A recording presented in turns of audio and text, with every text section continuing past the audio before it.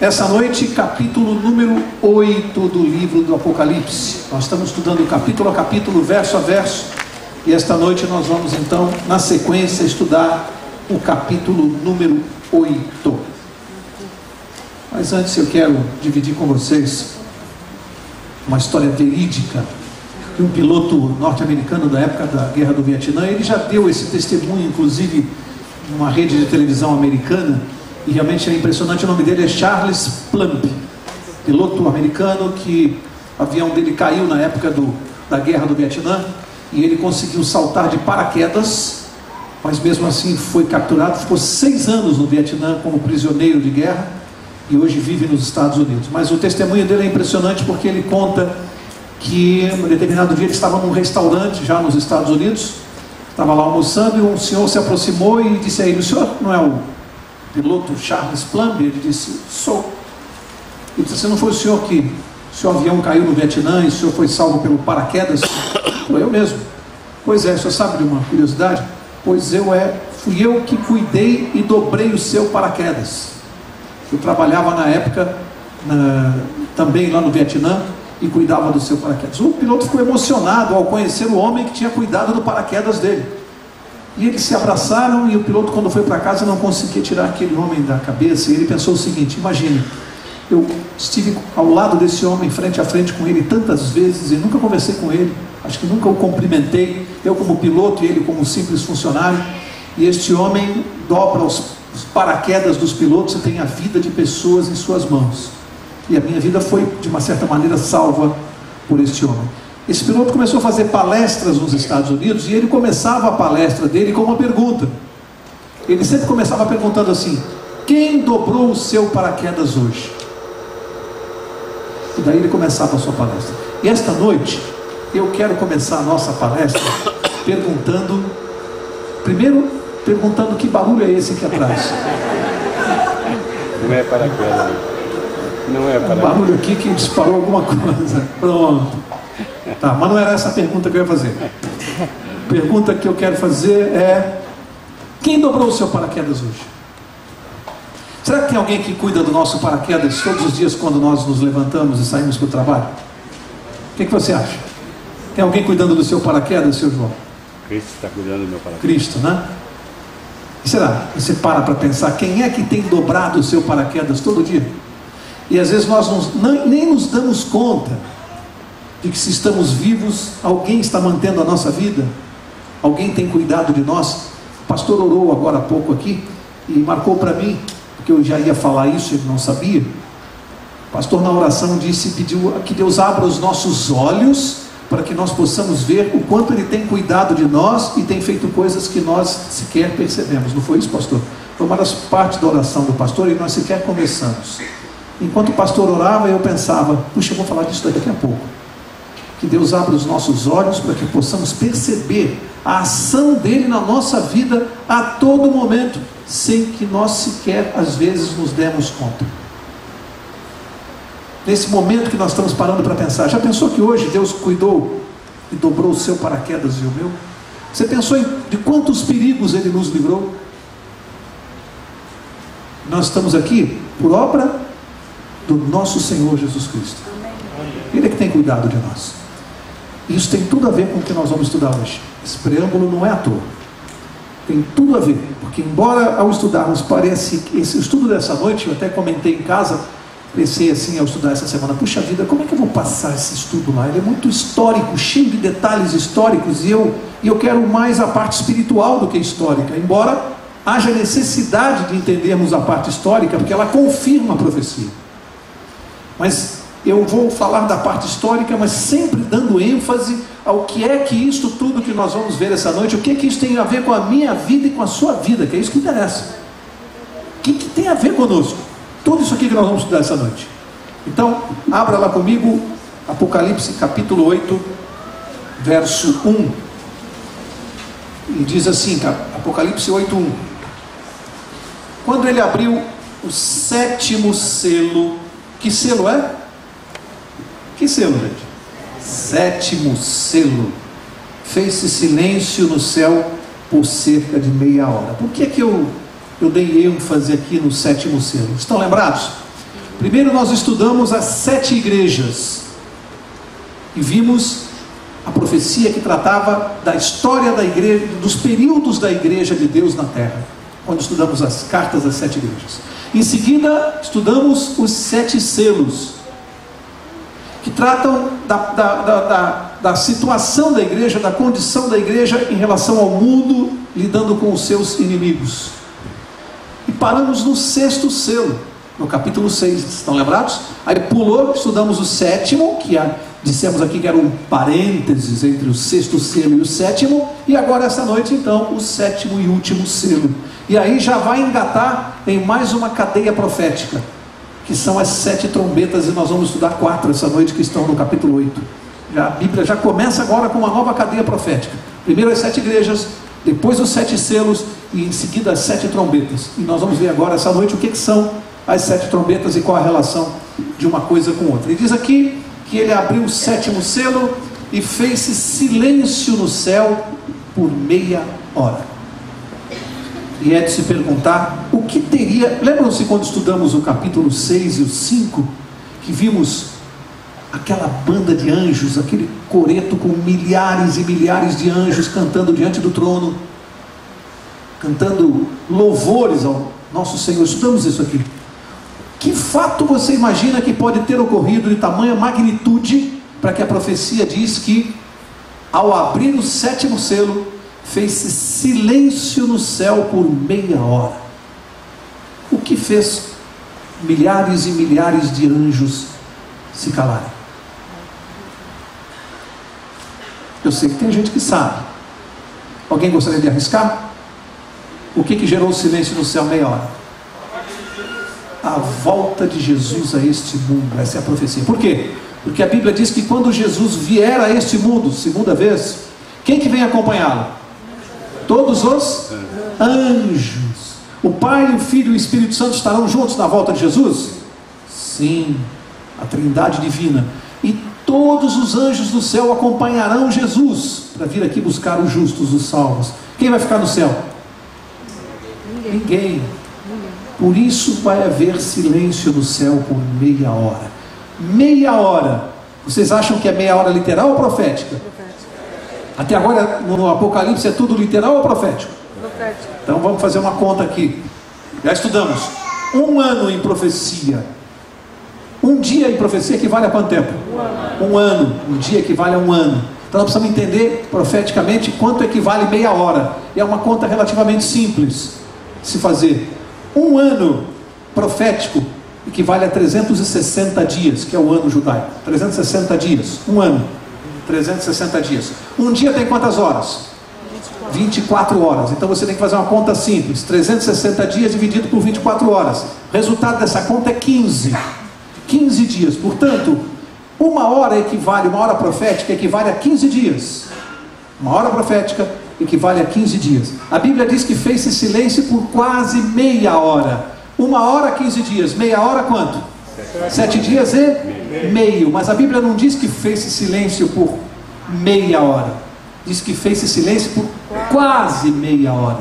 Se meia hora são 7 dias e meio, quase meia hora são 7 dias. Fez-se silêncio no céu por 7 dias.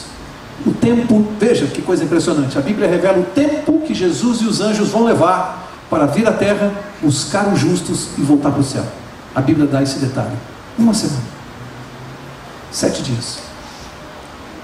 Por 7 dias, silêncio absoluto no céu. Jesus com os anjos aqui para buscar os justos. Está tudo aqui revelado para nós. Verso 2. Verso 2 diz assim: e vi os 7 anjos que estavam em pé diante de Deus, e lhes foram dadas 7 trombetas. 7 anjos diante de Deus em pé, lhes foram dadas 7 trombetas. E aqui entra, como eu disse, a nova cadeia profética. São agora 7 trombetas que nós vamos estudar. 4 estão aqui no capítulo 8. Vamos ver 4 esta noite. As 3 na próxima quarta-feira. Seguintes. Eu disse há pouco que as 7 igrejas, na profecia das 7 igrejas, das cartas das 7 igrejas, nós estudamos a condição interna da igreja, a situação da igreja, os períodos da igreja na terra. Nós estamos vivendo em que período da igreja? o último, igreja de Laodiceia. Depois vimos os 7 selos, que analisam essa profecia dos 7 selos, analisam a condição externa da igreja. A igreja com todos aqueles que a perseguiram. Os 7 selos. E as trombetas? O que será que tem a ver? Que relação tem a ver uma coisa com outra? Primeiro, é preciso saber o que a trombeta simboliza na Bíblia, no Velho Testamento e no livro de Apocalipse. O que a trombeta simbolizava lá no Velho Testamento? Alguém se lembra? O que as trombetas faziam? Anunciavam o quê? Pelo menos 2 coisas nós encontramos no Velho Testamento. Primeiro, as santas convocações para o povo de Israel. As trombetas tocavam. As trombetas anunciavam as convocações para o povo de Israel. Convocações das festas e tudo. Mas elas anunciavam também mais uma coisa. Quem arriscaria? Anunciavam as guerras, calamidades. As trombetas é que anunciavam. Agora vem Deus aqui no livro de Apocalipse e entrega 7 trombetas nas mãos dos anjos. O que essas trombetas vão anunciar? O que vão anunciar? Guerras, destruição. Em outras palavras, vão anunciar os juízos de Deus sobre a terra. E vai começar aqui. E vamos ver que das 7 trombetas, 6 já se cumpriram. E essa é a parte histórica do estudo.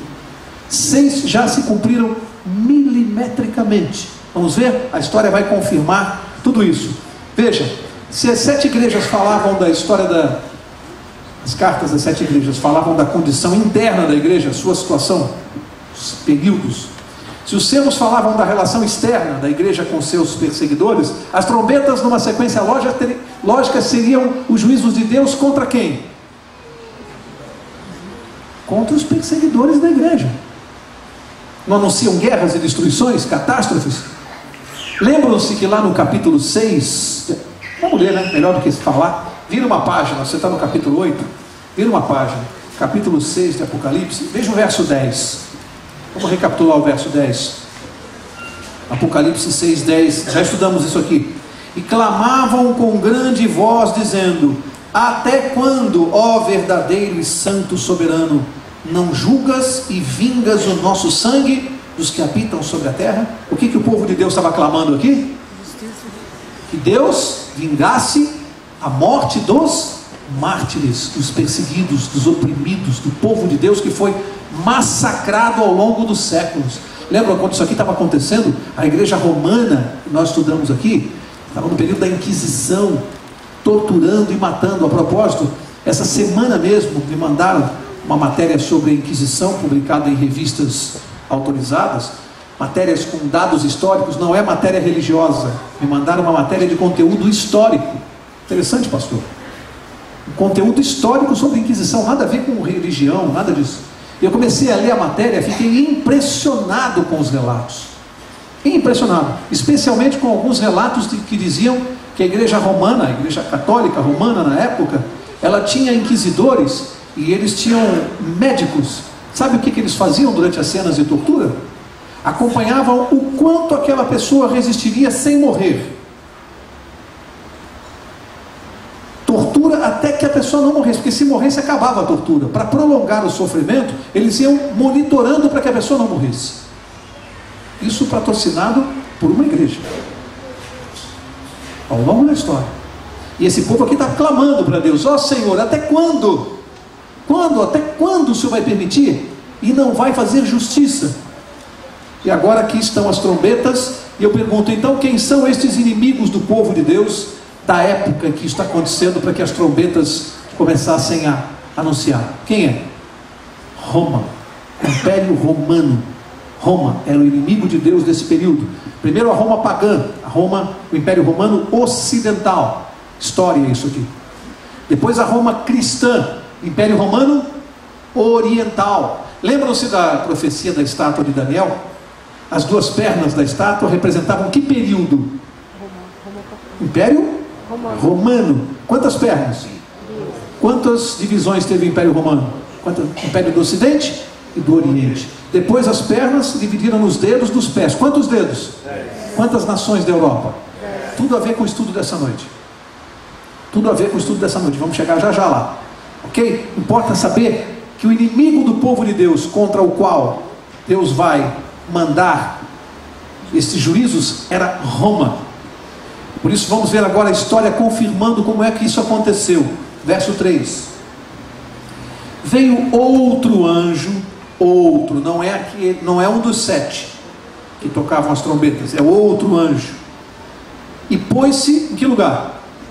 Junto ao altar, tendo um incensário de ouro. Foi-lhe dado muito incenso para oferecê-lo com as orações de todos os santos sobre o altar de ouro que está diante do trono. Um outro anjo junto ao altar. Quem é este anjo junto ao altar? Veja, aqui a gente tem que ir lá para o santuário. O pastor falou do santuário também essa noite, o estudo do santuário, bem rapidinho. Quem é que ministrava no lugar santo do santuário e usava o incenso com as fumaças, e aquela fumaça passava por cima do véu do templo e ia para o lugar santíssimo diante do trono de Deus? Quem fazia essa intercessão no lugar santo? O sacerdote fazia a intercessão. No lugar santo do santuário celestial, quem faz as vezes do sacerdote faz a intercessão das nossas orações perante o trono de Deus? Quem é o mediador entre o pecador e Deus? Jesus Cristo. Só tem uma pessoa que pode cumprir a função desse anjo. Quem é? Jesus Cristo. Aliás, não se surpreendam, algumas vezes na Bíblia Jesus também é tratado como anjo. Ele apareceu às vezes, a Bíblia o chama de anjo. Ele é chamado anjo do concerto. Portanto, aqui claramente só pode ser Jesus Cristo, em função da tarefa de intercessor no santuário celestial. Só Cristo pode ser aqui. Então ele é este anjo que está junto ao altar, mediando. As nossas orações chegam e ele faz a intercessão diante do trono de Deus. Verso 4. E da mão do anjo subiu diante de Deus a fumaça do incenso com as orações dos santos. Lembram-se? A função daquela ministração, o ministério ali do sacerdote no lugar santo, ele fazia aquele incensário, a fumaça passava por cima da cortina do véu e chegava ao trono de Deus. A fumaça do incenso significava, já falei, as orações dos santos. Hoje a minha oração e a sua, essa que nós fizemos há pouco agora, sobre a liderança do pastor, essa oração continua atravessando e chegando ao trono de Deus? Sim ou não? Sim. Por intermédio de quem? Cristo Jesus. Percebe que tudo aquilo que acontecia no santuário prefigurava o que acontece hoje verdadeiramente no céu. Jesus continua levando as nossas orações para Deus. Ele é o nosso intercessor. É por isso que ao concluirmos cada oração, como fez o pastor aqui, ele sempre termina dizendo que pedimos em nome de Jesus. A oração só chega como a fumaça do incensário por intermédio do intercessor. Por isso que nós temos que pedir em nome de Jesus, e é o que ele está fazendo aqui no santuário. Verso 5. Então o anjo tomou o incensário, encheu-o de fogo do altar e lançou-o sobre a terra, e houve trovões, vozes, relâmpagos e terremotos. Agora preste atenção aqui. Agora preste atenção. Primeiro, a obra de Cristo vinha sendo que as orações fossem para onde? Para a terra ou para o trono de Deus? Para o trono de Deus. Função de intercessão. Mas agora, neste ponto aqui, diz que esse incenso é lançado para onde? Para a terra. O que significa isso? Porque Jesus joga esse incenso e lança para a terra. Vejam, amigos, importante isso aqui. Agora indica o ato final de intercessão de Cristo na profecia. Isso vai acontecer, está próximo de acontecer. Quando Jesus vai encerrar a sua intercessão, bem próximo o quê? De que evento? Da sua volta. Ele vai encerrar a intercessão. Veja, a mesma graça, a mesma oração, a mesma fumaça que absolve o pecador arrependido, condena o ímpio, o pecador que não se arrepende. A mesma graça absolve aquele que se arrepende e condena o que não se arrepende. Quando Jesus termina o seu ato de mediação, conforme está aqui na profecia, há uma consequência para os justos e para os ímpios. O que acontece para os justos? Aquele momento que está próximo a acontecer. Para os justos, o justo sabe que naquele momento Jesus terminou a intercessão através das orações. Por um pequeno período de tempo, segundo a Bíblia e segundo a profecia, nós estaremos sem o poder intercessor de Cristo aqui na terra. Os justos. Imaginem só. Protegidos por Deus, sem a intercessão de Cristo. Dá até para a gente se arrepiar só de pensar. Porque Ele vai encerrar. Vai ser um período muito curto. Essa consequência é para os justos. E para os ímpios, qual é a consequência? Fechamento da porta da graça. O que quer dizer isso, trocando em miúdos? A Bíblia fala. Significa que não vai mais mudar a condição espiritual das pessoas. Nós vamos ter chance de salvação até este momento. A partir deste momento, quando Jesus encerrar a intercessão no céu e se preparar para vir para a terra, quem está salvo continuará salvo. E quem está perdido não se salvará mais. Fechou o tempo da graça. Isto está muito próximo de acontecer, segundo a profecia. Nós estamos estudando aqui, cronologicamente. Esse é o próximo passo. Esse aqui é o 7º selo. Está muito próximo. Portanto, se alguém que ainda não acertou a sua vida com Deus, saiba que a qualquer momento no santuário celestial, Jesus poderá encerrar o quê? A intercessão. E vai fechar a porta da graça.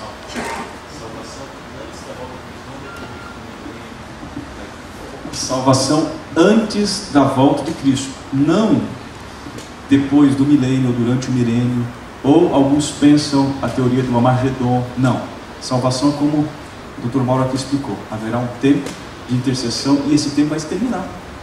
Qual é esse tempo? Nós não sabemos. Alguns têm a ideia de que haverá ainda chance durante o milênio ou no Armagedon. Isso, estudando aqui agora o que o Dr. Mauro falou, prova que não. A graça de Cristo vai até antes de um pouquinho da sua vida. Então temos que decidir aceitar, entregar a Cristo e confessar nossos pecados antes. Ok? Perdão. Que isso, pastor? Eu queria ter um pastor assim, né? Amigos, o que o pastor falou é muito sério, muito importante. Ou seja, qual é o momento de acertar a nossa vida com Deus? O tempo da graça. Hoje não. Agora. Agora, é urgente. É urgente. Isso aqui é profecia se cumprindo, uma atrás da outra. Chegamos num ponto em que Jesus está para encerrar a sua mediação. Segundo está aqui na profecia. Vamos avançar. Verso 6. Então os 7 anjos que tinham as 7 trombetas prepararam-se para tocar. Vão começar a tocar as trombetas e nós vamos ver uma a uma o que significam estas trombetas. Os anjos vão se preparar. Ok? Primeira trombeta, vamos ver, verso 7. O primeiro anjo tocou a sua trombeta, e houve saraiva e fogo misturado com sangue, que foram lançados na terra. Foi queimada a terça parte da terra, e a terça parte das árvores, e toda a erva verde. Então vamos recapitular. Em que tempo nós estamos aqui histórico? Lembra-se?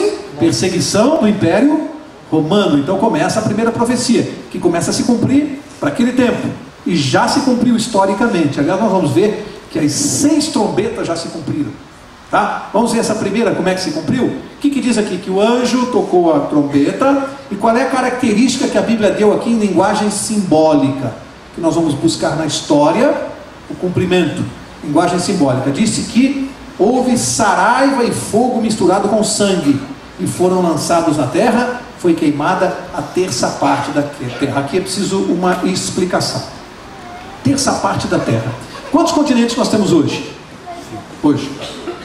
Quantos continentes? 5. Neste tempo aqui do Império Romano, quantos continentes?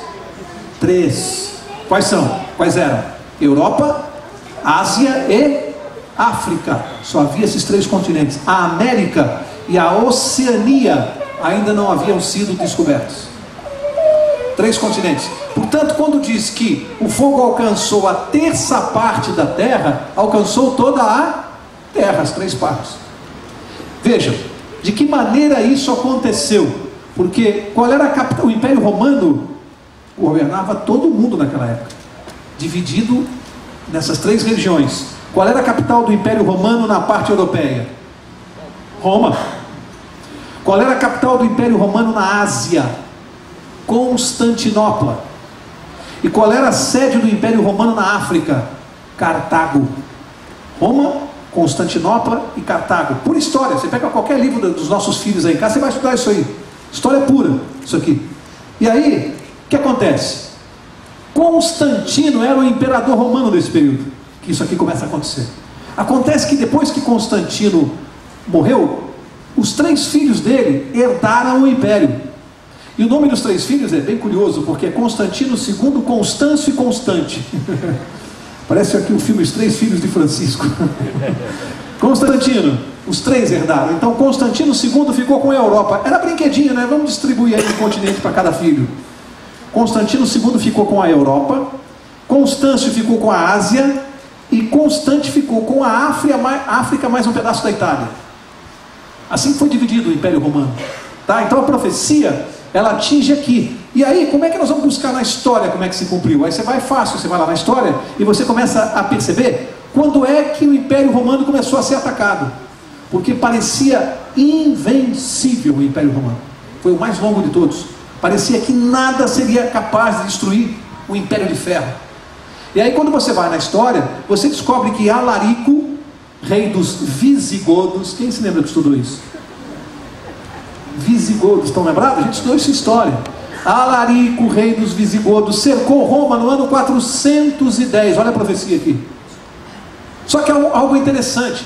Naquela época ele atacou através das montanhas. Ele veio pelas montanhas e o ataque foi por terra. Por isso diz que é a terça parte da terra. Todo o ataque foi por terra. Cavalos, arcos, flechas, era a arma daquele momento. O ataque era através das montanhas. Agora, essa primeira trombeta, versos 8 e 9.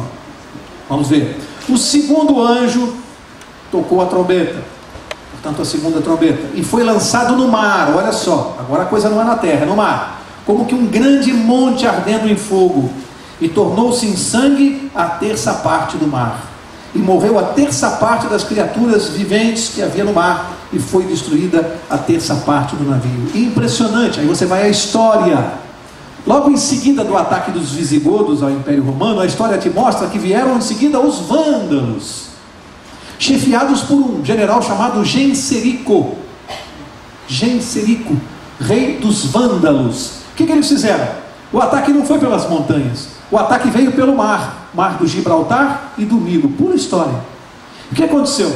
Aconteceu que numa batalha famosíssima que a gente estudou na escola, a batalha de Cartago, sabe quantos navios esse general dos vândalos destruiu numa batalha? 1113 navios. Por isso que a Bíblia diz que se fez uma montanha de fogo no mar, porque era navio demais queimando, e a visão daquilo era uma montanha de fogo em pleno mar, uma batalha naval. Daí, deste ato de destruição incrível, sem proporções, surgiu uma expressão que nós usamos até hoje, que é o vandalismo. Vem aqui dos vândalos. Hoje você fala assim, foi um ato de vandalismo lá na cidade e destruíram tudo, saquearam as lojas. Vem daqui, vandalismo. Essa destruição desse povo aqui, tá? Cumprindo a profecia da segunda trombeta. Vamos em frente, agora versos 10 e 11. Versos 10 e 11 diz assim: o terceiro anjo tocou a sua trombeta, e caiu do céu uma grande estrela, ardendo como uma tocha, e caiu sobre a terça parte dos rios e sobre a fonte das águas. Mais uma vez, história. O primeiro ataque veio por onde? Montanhas, pela terra. O segundo ataque veio por onde? Pelo mar. O terceiro diz que veio pelos rios, e a história confirma: rio Danúbio e rio Reno, Itália e França. O ataque veio pelos rios, história pura. E aí quem comanda? Átila e os Hunos, está lembrado? Estudou? Átila, rei dos Hunos, ok? Olha só, alguém sabe, se lembra qual era o apelido que o próprio Átila se deu? Ele era tão vaidoso que ele se autodenominou o flagelo de Deus. Mal sabia ele que ele estava cumprindo uma profecia. O flagelo de Deus. Ele se autotitulava o flagelo de Deus. E ele cumpriu uma profecia. Aliás, os hunos também são conhecidos muito também como tribos bárbaras, os bárbaros que a gente estuda. E daí surge uma outra expressão, né? Uma barbaridade. Que foi o que eles fizeram aqui. Rei dos hunos, Átila. E aí você vai para a história, isso aconteceu no ano 451. A terceira trombeta. Esta destruição de Átila foi tão violenta. Sabe o que aconteceu? Ele conseguiu separar a Europa da Ásia. Foram separados os dois continentes. O nome da estrela era Absinto.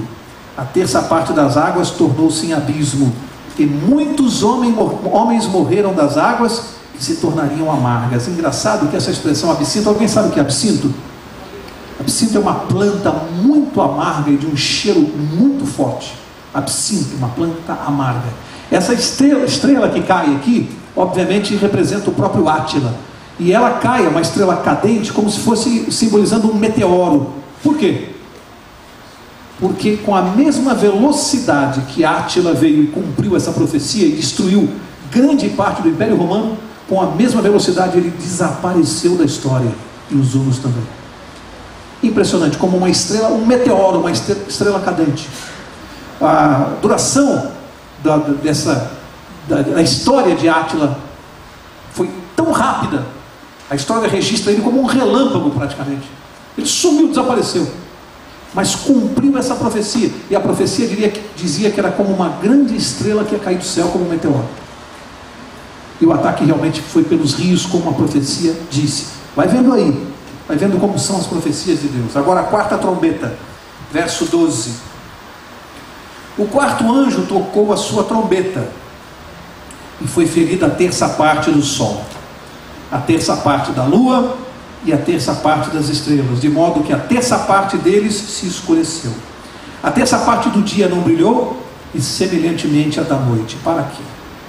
Aqui, também muito interessante, porque a gente vai à história e percebe que o último e definitivo ataque contra o Império Romano, que gerou a queda do Império Romano do Ocidente, aconteceu em que data? Alguém se lembra o ano?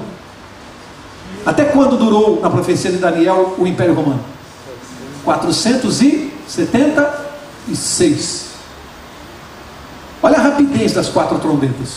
410 Roma foi cercada, e até 476, em 70 anos, as tribos bárbaras destruíram o Império Romano. Odoacro é o nome do general. Ele era um dos generais de Átila, e ele chefiava os Érulos. Érulos, estão lembrados? Estudamos os visigodos, bárbaros, Érulos na história. Está aqui. Foi este general que derrubou o Império Romano do Ocidente no ano 476. E aqui diz uma coisa interessante, que as luzes começaram a se apagar. Interessante porque nos ataques anteriores, o Império Romano foi sendo dizimado e destruído. Quando Odoacro invadiu Roma, a primeira coisa que ele fez foi destronar o imperador, e ele colocou a coroa na sua própria cabeça. Tirou o imperador do comando de Roma, por isso o império caiu. E diz que as luzes começaram a escurecer, porque no sistema de governo romano era assim: o principal era o imperador, comparado aqui ao sol. A luz mais forte, o principal astro, o sol. Depois, na sequência do governo romano, vinham os senadores romanos, você já ouviu falar, e os cônsules, que representando a lua e as estrelas, as luzes menores. E a Bíblia diz que eles começaram a perder a sua luz. E eu fui verificar aqui, fui estudar, porque eu comecei a tentar entender por que falava da terça parte do sol, da lua e das estrelas. Eu comecei a pensar, mas espera aí, mas não pode ser. A terça parte da terra a gente entende, a terça parte do mar, mas a terça parte do sol, da lua e das estrelas. Aí eu fui estudar, fui procurar e encontrei, pastor, no comentário bíblico adventista, a explicação. Aqui não se refere a uma medida de território, aqui se refere a tempo, a terça parte do tempo que restava para eles no governo. Interessante isso. Por isso que a Bíblia fala em terça parte. Eles foram perdendo a luz, porque na terça parte do tempo que eles estavam lá, eles foram retirados e perderam totalmente o seu poder. E assim a profecia também se cumpriu milimetricamente, a quarta trombeta. Amigos, vamos ler o verso 13, que é o último da noite. Eu quero encerrar tirando daqui uma lição para nós. O que isso tudo tem a ver conosco? Que lição nós podemos tirar de tanta história aqui, e tanto fato histórico? Vamos ver juntos. Verso 13 diz assim, profeta João, né? Enquanto eu olhava, ouvi uma águia que, voando pelo meio do céu, dizia com grande voz: ai, ai, ai, dos que habitam sobre a terra, por causa das outras vozes das trombetas dos 3 anjos que ainda vão tocar. Sabe o que ele estava dizendo? Vocês estão impressionados com essa destruição toda aqui? Com os juízos de Deus sobre aquele povo romano? A águia que voava dizia assim, 3 vezes ai, ai, ai, ai, porque estamos na quarta trombeta. Ele está dizendo assim, as outras 3 que vêm vão ser muito mais severas. Você está curioso para saber quais são? Você vai ter que vir aqui na próxima quarta-feira, para você saber o que vem pela frente aqui. Quais são as outras 3 que a águia adverte, olha, vai ser muito pior. Mas eu disse que eu queria tirar aqui uma lição para nós, para a nossa vida. E a lição que não dá para deixar de ver aqui, que está muito clara, se a gente lê as entrelinhas do que está aqui, é o seguinte, amigos: todos aqueles que perseguem o povo de Deus na terra vão pagar muito caro. Muito caro.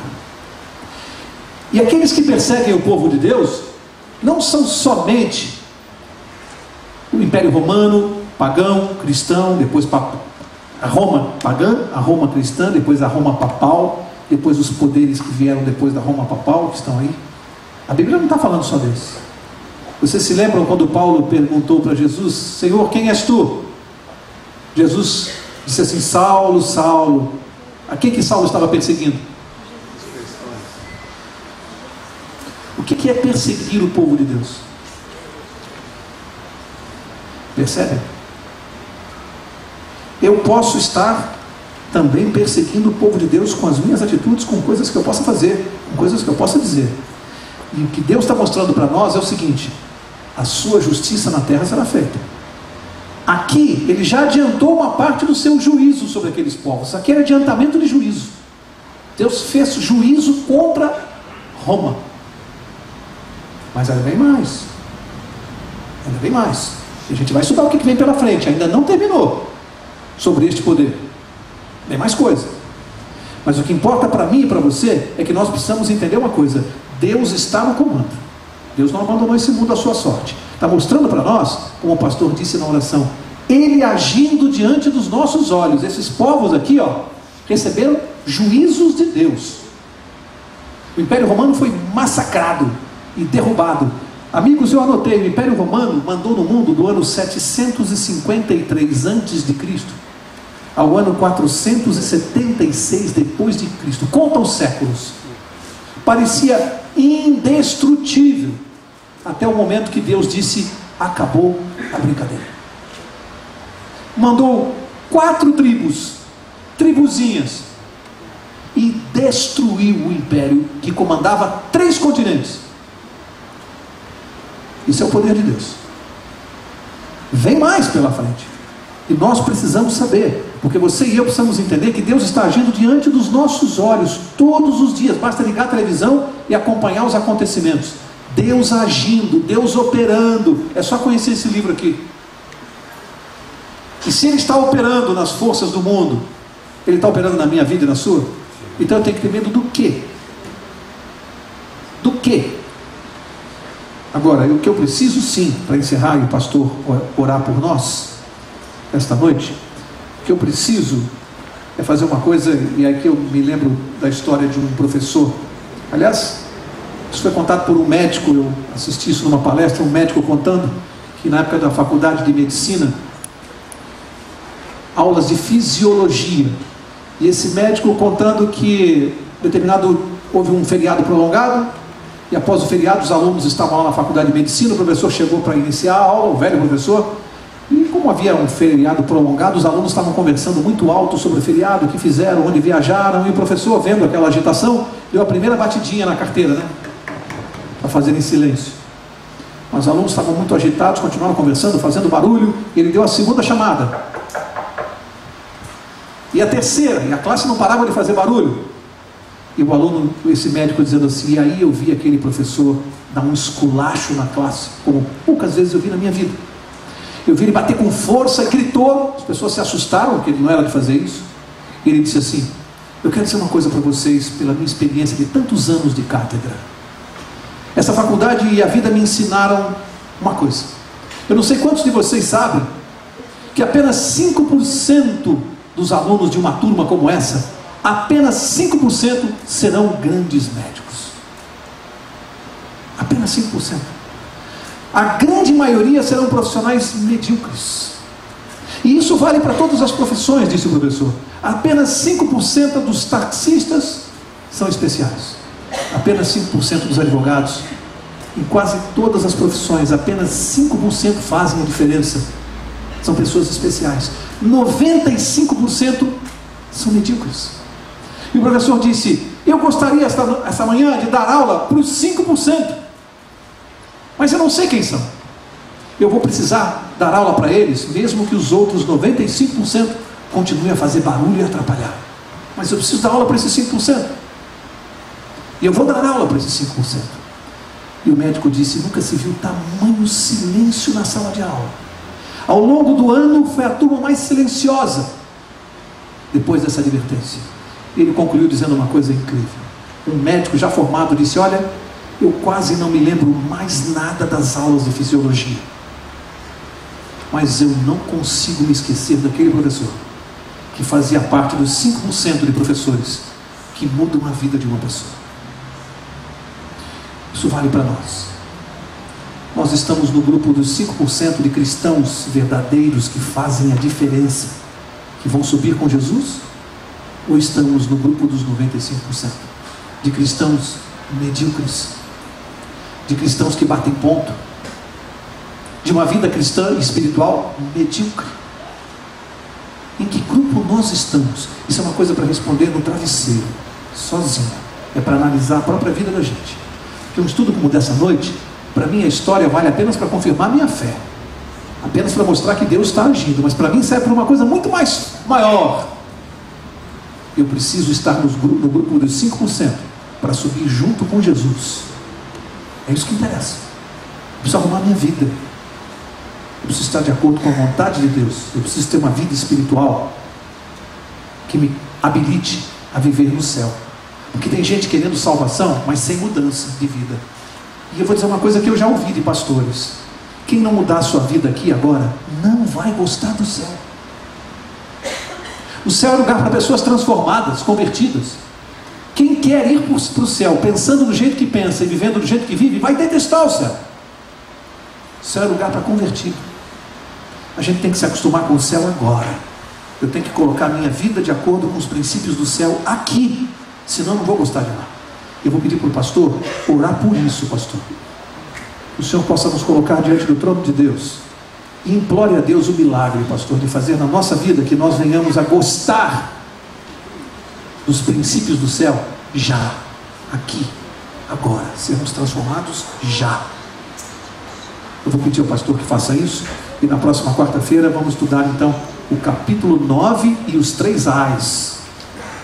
Vamos estudar aqui na próxima quarta-feira. Paulo, Paulo começou a falar sobre Roma ocidental, Roma oriental, poder político, poder religioso. Tudo isso agora fará parte de um escopo de continuidade do estudo bíblico que vai nos dar claramente a definição desses 95% e dos 5%. Nós não vamos entrar e nem abordar temas de denominações religiosas, mas de valores e princípios que regem os 5% do povo de Deus. Então, não percam, convidem a quem vocês puderem, porque da agora para frente a profecia bíblica vai começar a colocar a realidade também dos nossos dias. Vocês estão acompanhando a realidade política do nosso país? A realidade política de todas as outras nações? Estão acompanhando a realidade religiosa do nosso tempo que estamos vivendo? Então, de agora em diante, nós vamos entender o porquê de tantas situações que estamos vivendo, pela profecia bíblica. Então, não falta, e tragam quem você puder. Hoje eu fiquei muito feliz, porque alguém me disse o seguinte: pastor, eu quando recebi o grande conflito, eu peguei num dia e no outro eu li rapidamente, e que maravilha de livro, que livro agradável. E perguntou: quando é que foi que essa senhora escreveu esse livro? E ficou ali impressionada com o tempo de que eu disse que aproximadamente 100 anos ou um pouco menos. Tudo que foi escrito no Apocalipse, desculpe, no grande conflito, que foi escrito há mais ou menos 80, um pouco menos desse tempo. Então, queridos, antes da oração, o que nos vai tornarmos firmes, ficarmos de pé no tempo do fim, será aquilo que vamos hoje começar a estudar, quem sabe em casa, e a orarmos aqui hoje. São os nossos valores e princípios do verdadeiro povo de Deus. Então vamos agora ficar de pé e orar para que Deus nos coloque dentro daquilo que Ele espera do seu povo.